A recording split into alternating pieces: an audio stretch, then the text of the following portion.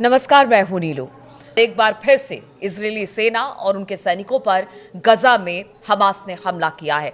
ये कितना बड़ा हमला है, कितना नुकसान हुआ है, कितने सैनिक मारे गए हैं, बातचीत करने के लिए मयंक मेरे साथ जुड़े हैं। मयंक, आप देख रहे हैं हम कि पहला अभी कुछ दिन पहले ही, अब 2-4 दिन पहले एक बड़ा हमला हुआ, फिर एक बड़ा हमला अब बताया जा रहा है जिसमें कुछ सैनिक इजरायलियों के मारे गए हैं।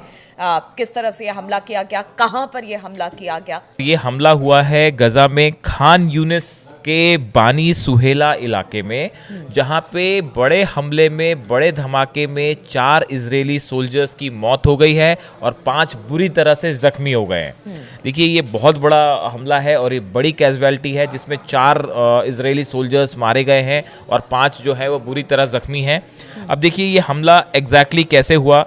ये जो खान यूनिस का बाहरी इलाका है, यहाँ पे एक बिल्डिंग में एक इजरायली सेना के करीब 12 सैनिक जो हैं वो ऑपरेशन करने के लिए उस बिल्डिंग के अंदर दाखिल हुए थे और इन्हें ये शक था कि इस बिल्डिंग के अंदर से किसी तरह की टनल हो सकती है। देखिए, हमने जो आपको पहले भी बताया कि इजरायली सैनिक जो हैं वो लगातार जो बंधक हैं इनको खोजने की कोशिश में जुटे हुए हैं, जिनका अभी तक कोई सुराग नहीं मिला है। इनको खोजने के लिए वो बिल्डिंग तलाश रहे हैं कि भाई किसी बिल्डिंग के नीचे से कोई टनल तो नहीं जाती। इसी की खोज के लिए 12 इजरायली सैनिक जो हैं वो एक बिल्डिंग में दाखिल होते हैं, लेकिन वो जैसे ही बिल्डिंग में दाखिल हुए, ये एक एम्बुश था, एक वहां पे जो है पहले से एक बड़ा आईईडी लगाया गया हुआ था।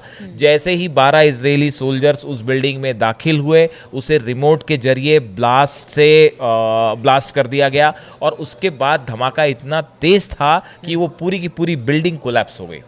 और उस बिल्डिंग के गिरने की वजह से और धमाके की इंटेंसिटी की वजह से 4 जो इजरायली सोल्जर्स हैं उनकी मौके पर मौत हो गई, 5 जो है वो बुरी तरह से घायल हुए और 12 के 12 सोल्जर्स उस मलबे में दब गए।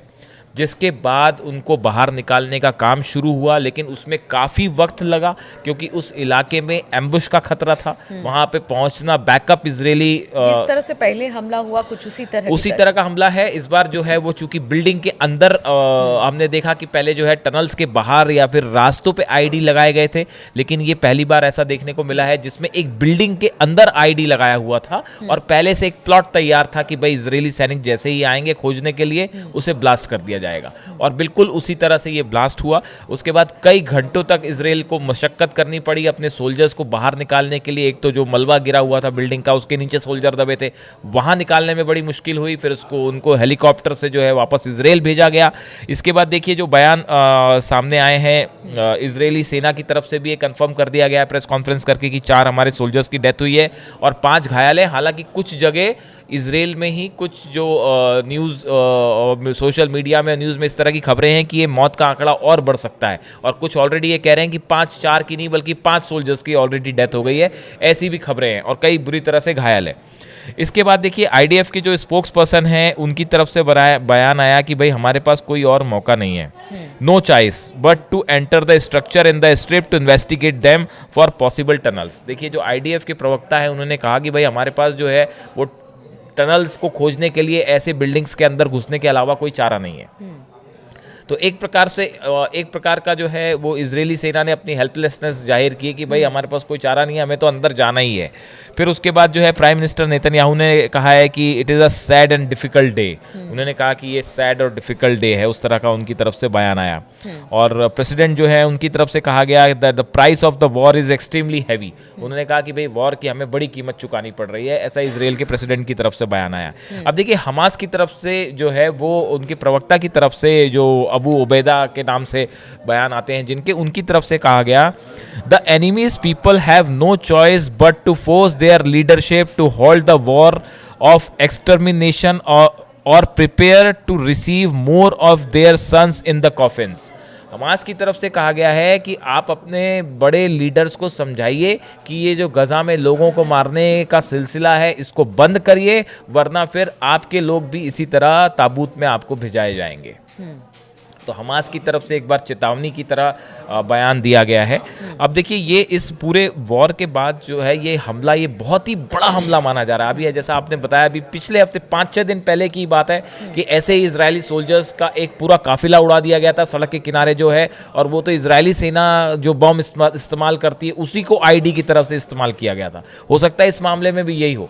तो देखिए पिछले 5-7 दिन के अंदर ये इजरायली सोल्जर्स की बड़ी कैजुअलिटी है, और 5 या 4 इजरायली सोल्जर्स मारे जाना, 5 घायल हो जाना, ये अपने आप में इनके पूरे ऑपरेशन को एक बड़ा झटका है। और देखिए जैसे जैसे आप टनल्स को खोजने का काम आगे बढ़ेगा, ये चुनौती और वो होती जाएगी, भाई मुश्किल होती जाएगी। और इस बात का पता इजराइल को भी है कि अगर ठीक है, हवाई हमले, हमने पहले भी कहा कि हवाई हमला करना एक अलग बात है, और ग्राउंड पर, और ख़ास तौर पर जबकि एक शहर ऊपर है तो एक शहर टनल का नीचे है, उसको ढूंढना बड़ी मुश्किल होगा। तो आगे आने वाले दिनों में इजरायली सेना के लिए और चुनौती होगी अगर वो अंदर की तरफ और दाखिल होते हैं गजा के भीतर। बिल्कुल ठीक कहा। इसमें आपने एक बात और निकल के सामने आई है कि इजरायली सेना की तरफ से ये कहा गया है कि भाई इजरायली सेना सैनिकों की जो है वो कमी हो रही है, और उनकी तरफ से ये कहा गया है कि करीब 10,000 सैनिक जो हैं उनकी पोस्ट खाली हैं अलग अलग रैंक से, और 6,000 जो हैं ऐसे सोल्जर्स फौरन चाहिए जो कि कॉम्बैट के लिए, मतलब जो युद्ध के अंदर भेजे जा सके।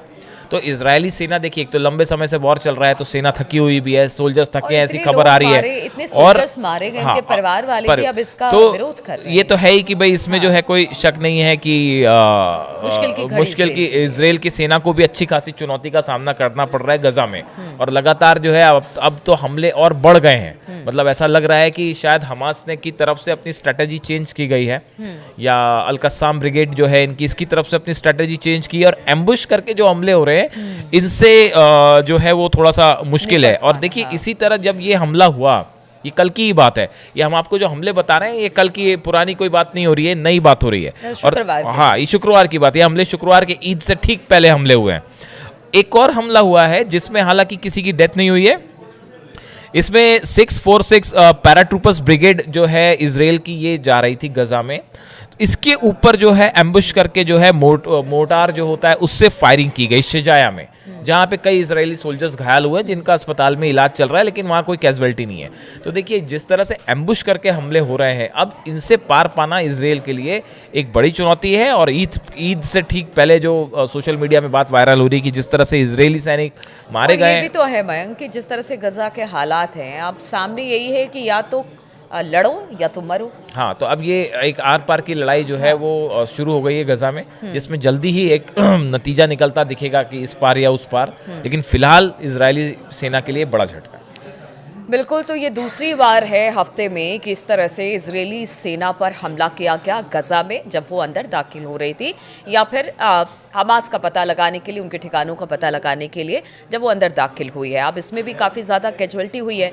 ऐसे में अब जब इजरायली सेना है जो लगातार गजा में जो वहाँ पर हमास के ठिकाने उनको तबाह करने के लिए अगर आगे बढ़ती है, तो आगे भी इस तरह की चुनौती से उन्हें दो चार होना पड़ेगा। इस खबर पर लगातार हमारी नज़र बनी रहेगी, लेकिन आज ईद उल अज़हा है और इसकी बहुत बहुत मुबारकबाद मेरे और मयंक की तरफ से। तो आप बने रहिए हमारे साथ, और हमारी चर्चा, हमारी बातचीत जारी रहेगी, और लगातार अपडेट्स लेकर हम आपके पास आते रहेंगे।